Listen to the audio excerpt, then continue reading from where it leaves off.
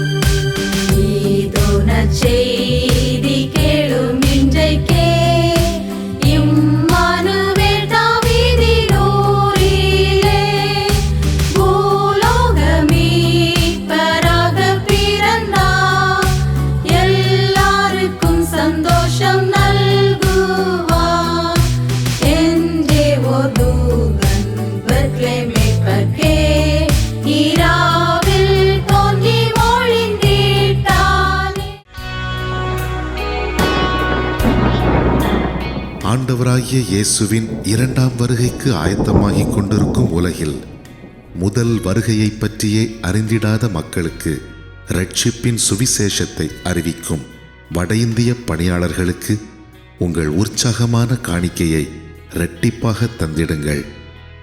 இருளில் உதித்த பெரிய வெளிச்சமாம் இயேசு கிறிஸ்துவின் சமாதானம் உங்கள் உள்ளங்களையும் இல்லங்களையும் இந்த கிறிஸ்துமஸ் காலங்களில் நிரப்பட்டும்.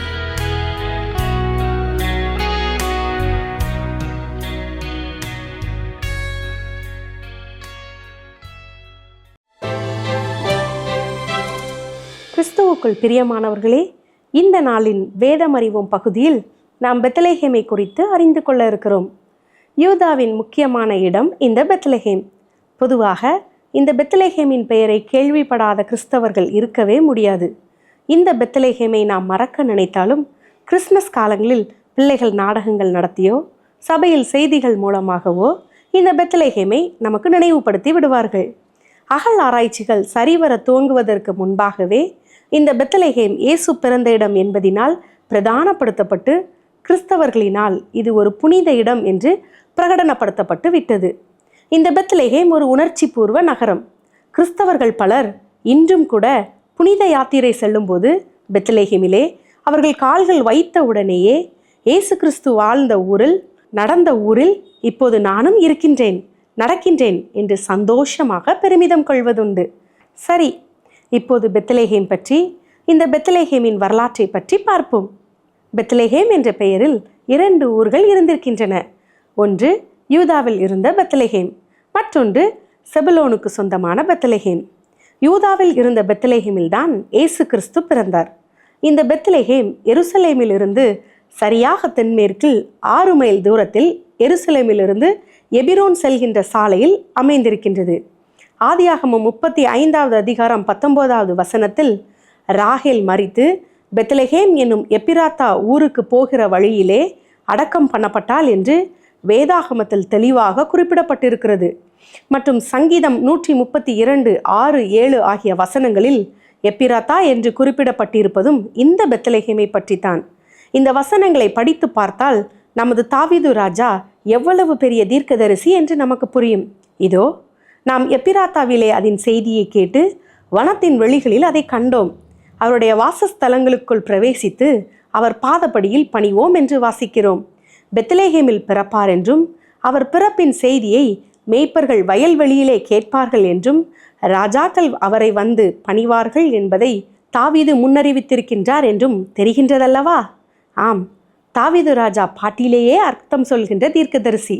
இயேசு கிறிஸ்துவுக்கு மாத்திரமல்ல, தாவீது ராஜாவும் பிறந்த ஊர் இந்த பெத்லகேம் தான். பெத்லகேம் என்பதற்கு எபிரேய மொழியில் ஒரு வித்தியாசமான அர்த்தம் இருக்கின்றது. அதுதான் அப்பத்தின் வீடு என்பது. ஆனால் பெத்லகேம் என்பதற்கு அரேபிய மொழியில் அர்த்தம் என்ன தெரியுமா? மாம்சத்தின் வீடு என்பது. தெரிந்து வைத்தார்களா அல்லது தெரியாமலேயே தீர்க்க தரிசனமாக வைத்தார்களா என்று தெரியவில்லை. மனிதர்களுக்காக அப்பமாக தனது மாம்சத்தையே கொடுக்க இயேசு கிறிஸ்து பிறந்த ஊர் பெத்லகேம் என்பது எவ்வளவு பொருத்தமாக இருக்கின்றது பாருங்கள். எபிரேய பாஷையில் பார்த்தாலும் சரி, அரபு பாஷையிலே பார்த்தாலும் சரி, பெத்லகேம் என்பதற்கு பொருத்தமான பெயர்தான் அல்லவா? எப்பிராத்தா என்பதற்கு செழுமையானது என்று அர்த்தம். பொதுவாக இந்த பெத்லகேமை சுற்றிலும் வயல் நிலங்கள் அதிகமாக இருக்கும். இந்த பெத்லகேமில் வாழ்கின்ற 80% பேர் விவசாயிகள்தான். மிகவும் பசுமையும் செழிப்புமான வயல்களை கொண்டிருந்ததினால்தான் இந்த பெத்லகேமிற்கு அப்பத்தின் வீடு என்ற பெயர் உண்டாயிருந்தது. உங்களுக்கு ஒரு விஷயம் தெரியுமா? பழைய ஏற்பாட்டில் ரூத் என்ற பெண்மணி வேலை செய்த போவாசின் வயல் நிலம் இருந்தது இந்த பெத்லகேமில்தான். ரூத் 1வது அதிகாரம் 22வது வசனத்தை பாருங்கள். நகோமி மோவாபிய ஸ்திரீயான தன் மருமகள் ரூத்தோடும் கூட மோவாப் தேசத்திலிருந்து திரும்பி வந்தாள். வார்கோதுமை அறுப்பின் துவக்கத்தில் அவர்கள் பெத்லகேமுக்கு வந்தார்கள் என்று பார்க்கின்றோம். இந்த பெத்லகேம் மக்களின் மற்றொரு பிரதானமான வேலை ஆடுகளை மேய்ப்பது. மந்தை மேய்ப்பர்கள் கூட்டம் கூட்டமாக வசிப்பதும் இந்த பெத்லகேமில்தான். ஆகவே இந்த பெத்லகேம் விவசாயத்திற்கு மாத்திரமல்ல, ஆடு வளர்ப்பிற்கும் பெயர் பெற்ற இடமாக விளங்கி வந்தது. இந்த பெத்லகேமில் வளர்கின்ற ஆடுகள் கொழுமையும் சிறப்புமாக வளரும். எனவேதான் அரேபிய மக்களுக்கு இந்த பெத்லகேமை நினைத்தவுடன் இறைச்சி ஞாபகத்துக்கு வந்திருக்கின்றது. இறைச்சியின் வீடு என்று அர்த்தம் கொள்ளும்படியாக பெத்லகேம் என்று அரபிய மொழியில் அவர்கள் அழைத்திருக்கின்றனர். இந்த பெத்லகேமில் நிறைய குகை வீடுகளை இன்னைக்கு கூட நம்ம பார்க்க முடியும். குகை வீடு எப்படி இருக்கும்னு தெரியுமா? சின்ன சின்ன குன்றுகளை கொஞ்சம் கொஞ்சமாக சுரண்டி குகைகளை ஏற்படுத்தி வச்சுருந்தாங்க.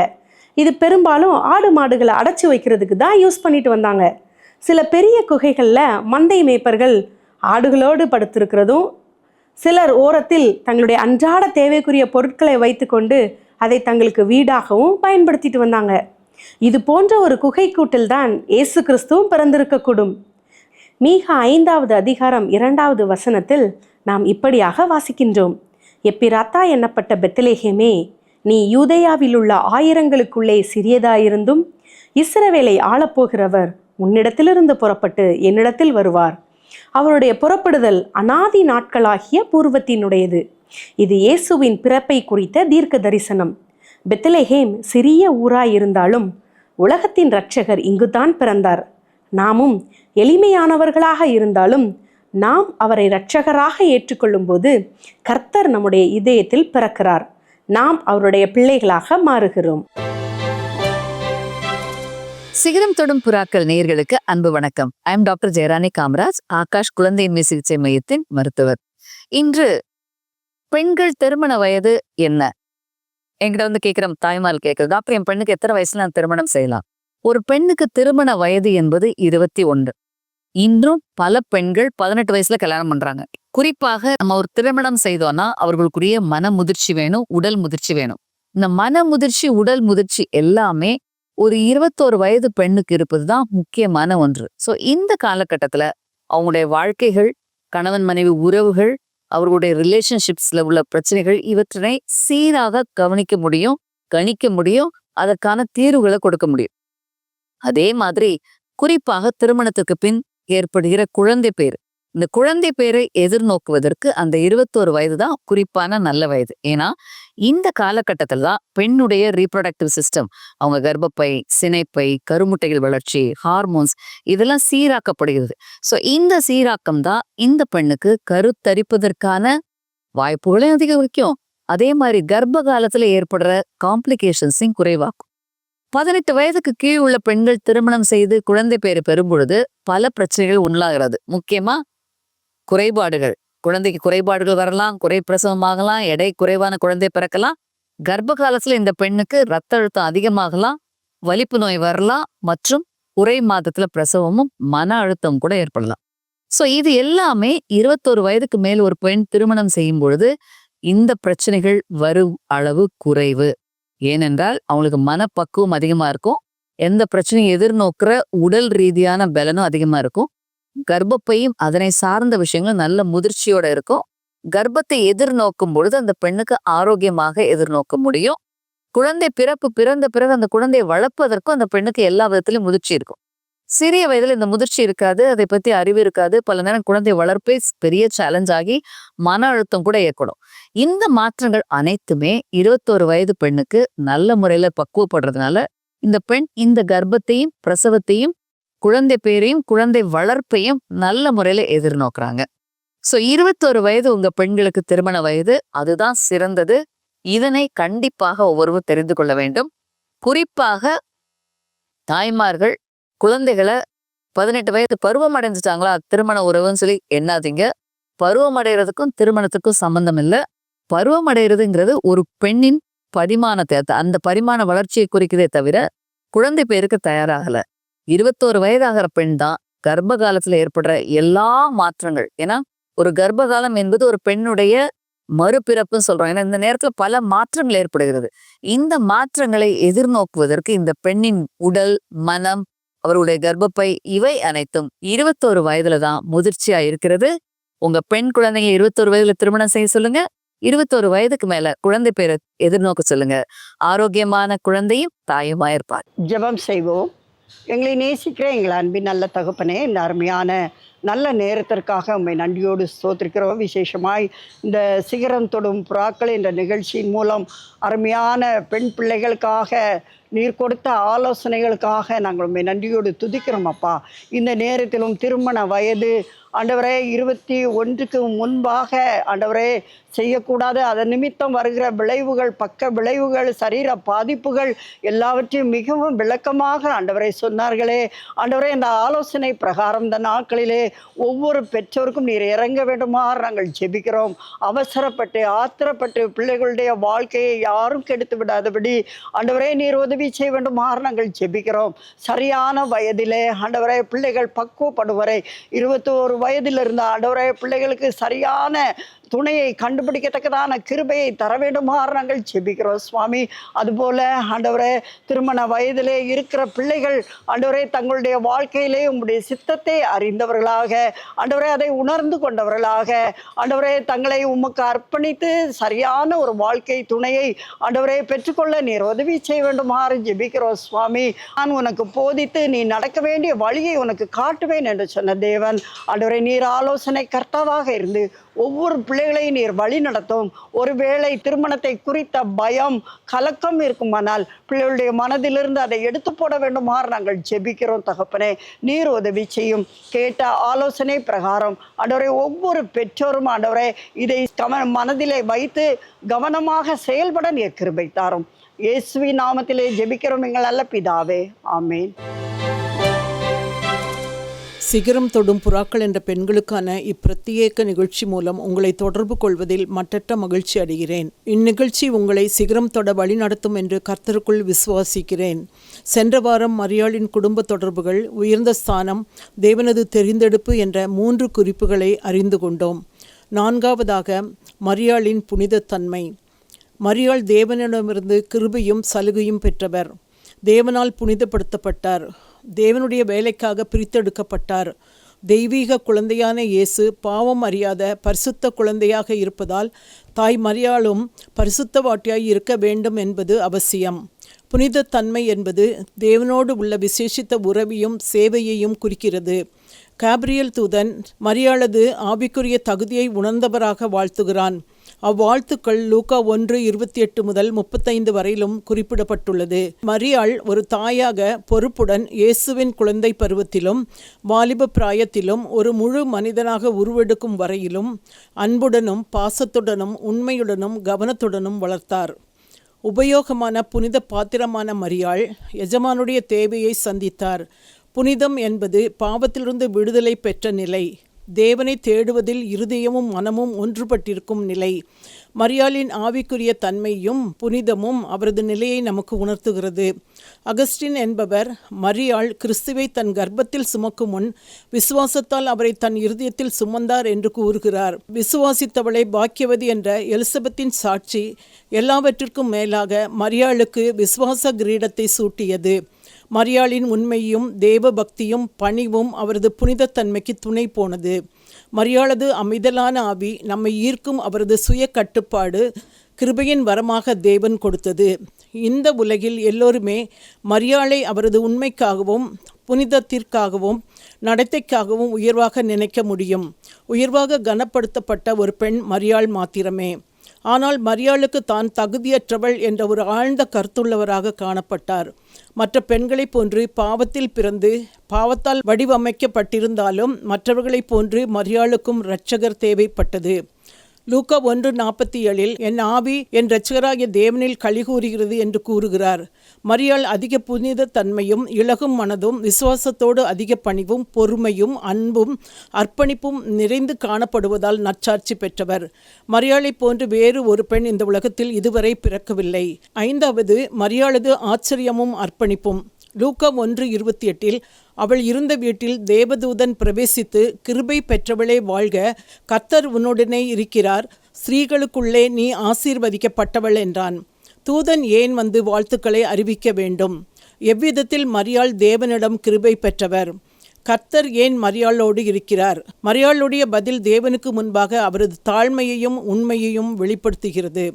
பரலோகில் இருக்கும் தூதனை திடீரென்று காண்பதையோ கிருபைகளை பெற்றுக்கொள்வதையோ மரியாள் எதிர்பார்க்கவில்லை. தன்னில் விசேஷமாக எதுவும் இருப்பதாக அவருக்கு தெரியவில்லை.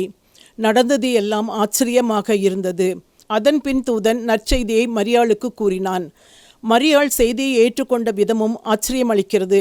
சந்தேகம் இல்லாது கேப்ரியல் தூதனிடம் ஒரு கேள்வியை கேட்டார். தான் கன்னியாய் இருக்கும் பொழுது எப்படி இயேசுவின் தாயாக முடியும்? இதனை குறித்து தூதன் விபரமாக அந்த அற்புதம் எப்படி நடக்கும் என்று சொன்ன பின் தூதனின் வார்த்தைக்கு மறுப்பு சொல்லவில்லை. தேவனோடு கூட ஒரு நல்ல உறவு இருந்ததால் தன்னை முழுமையாக சமர்ப்பித்து கொள்ள முடிந்தது. கொடுக்கப்பட்ட கடமை செய்வதிலிருந்து தன்னை விடுவித்து கொள்ளவில்லை, மறுப்பு சொல்லவில்லை, தாமதிக்கவில்லை. உடனடியாக தேவனுக்கு அர்ப்பணிந்து கீழ்ப்படிந்தார். விருப்பத்தோடே உடனடியாக தேவனுக்கு கீழ்ப்படிவது நாம் அவர் மேல் வைத்திருக்கும் நம்பிக்கையை காண்பிக்கிறது. மரியாள் மிகுந்த ஆச்சரியத்தோடும் விசுவாசத்தோடும் பதில் சொன்னாள். லூக்கா 1:38 அதற்கு மரியாள், இதோ நான் ஆண்டவருக்கு அடிமை, உம்முடைய வார்த்தையின்படி எனக்கு ஆக கடவது என்றாள். அந்நாட்களில் கன்னியிடம் பிறந்த கிறிஸ்துவின் அடிப்படை உண்மைகள் மறுக்கப்பட்டு புராண கதை போன்று கருதப்பட்டது. பரிசுத்த ஆவி மரியாள் மீது நிழலிட்டதால் இயேசுவை கர்ப்பம் தரித்தார் என்று வேதத்தில் சொல்லப்பட்ட விஷயத்தை நாம் விசுவாசித்து ஒத்துக்கொள்கிறோம். தெய்வீகமும் மனுஷீகமும் சேர்ந்து இணைக்கப்பட்டு மரியாளில் சிற்றுயிரானது. அதனால் இயேசு தேவ மனிதனாக தேவனுடைய குமாரனாக வெளிப்பட்டார்.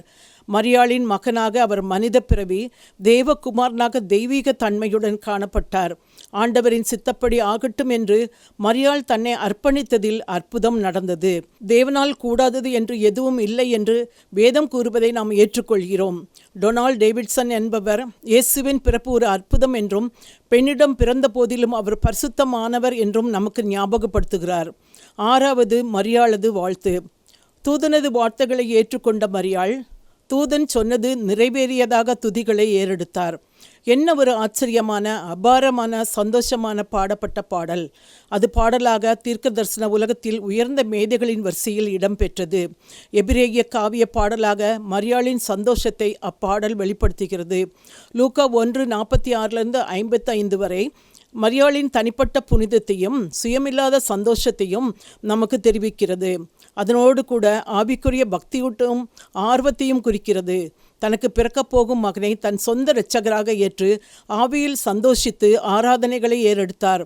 விசுவாச அறிக்கையாக அமைந்துள்ளது இப்பாடல்.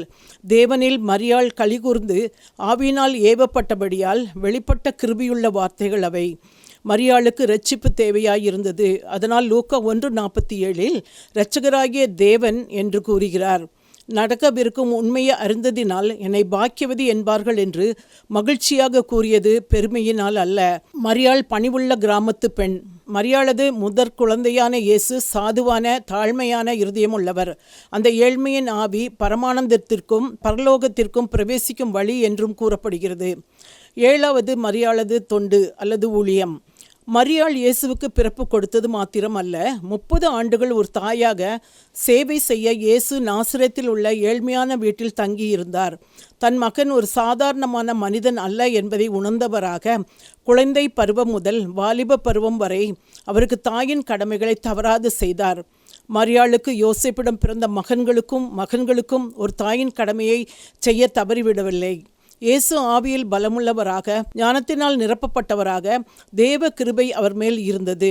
தேவ தயவிலும் மனுஷ தயவிலும் அவர் வளர்ந்தார். யோசேப்பு மரியாளது கட்டுப்பாட்டில் வளர்ந்தார்.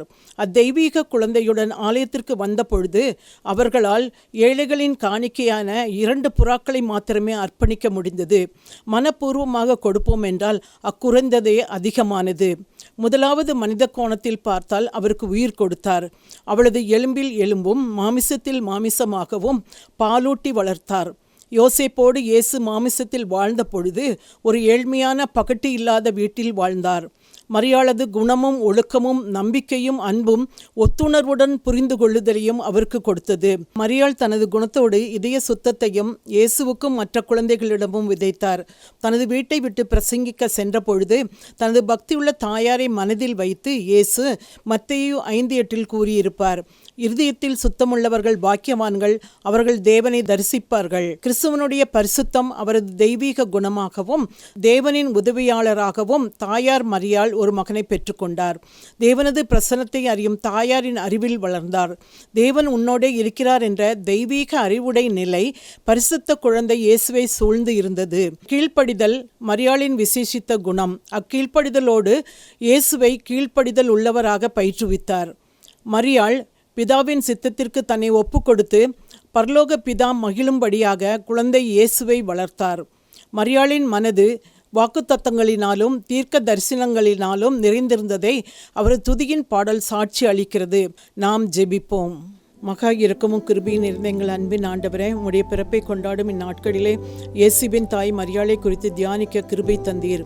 அவர்களைப் போல நாங்களும் உமக்கு கீழ்ப்படுகிறவர்களாகவும் உம்மை எப்பொழுதும் துதித்து போற்றுகிறவர்களாயும் பரிசுத்தமாய் வாழ அருள் புரியும். இயேசுவின் மூலம் ஜெபம் கேளும் பிதாவே, ஆமேன். ஆண்டவராகிய இயேசுவின் 2ஆம் வருகைக்கு ஆயத்தமாகிக் கொண்டிருக்கும் உலகில் முதல் வருகையை பற்றியே அறிந்திடாத மக்களுக்கு இரட்சிப்பின் சுவிசேஷத்தை அறிவிக்கும் வட இந்திய பணியாளர்களுக்கு உங்கள் உற்சாகமான காணிக்கையை இரட்டிப்பாக தந்திடுங்கள். இருளில் உதித்த பெரிய வெளிச்சமாம் இயேசு கிறிஸ்துவின் சமாதானம் உங்கள் உள்ளங்களையும் இல்லங்களையும் இந்த கிறிஸ்மஸ் காலங்களில் நிரப்பட்டும்.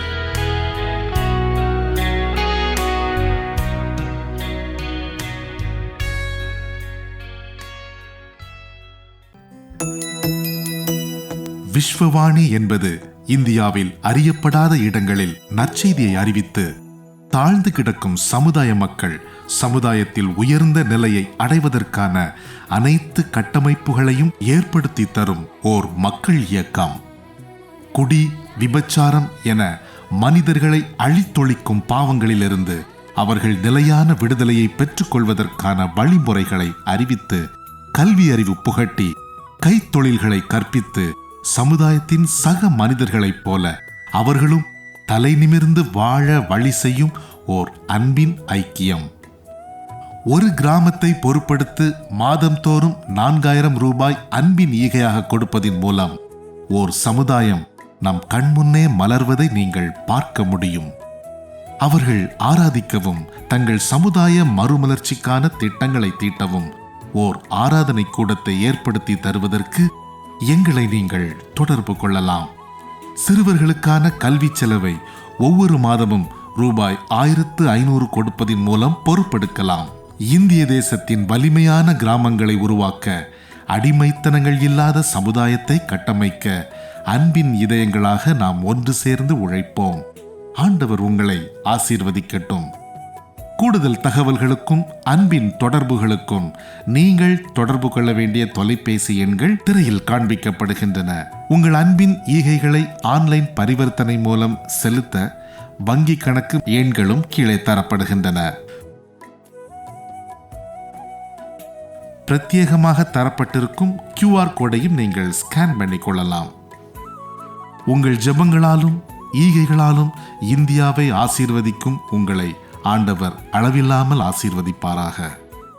அந்நேரம் வானோர் கூட்டம் மகிழ்ந்து ஆனந்த பாட்டை பாடி இசைந்து விண்ணில் கர்த்தாவுக்கு மாதுதியும் மண்ணில் நல்லோர்க்கு சமாதானமும் என்றல்லேலூயா பாடி வாழ்த்தினார். தெய்வீக அன்பின் மாண்பை போற்றினார்.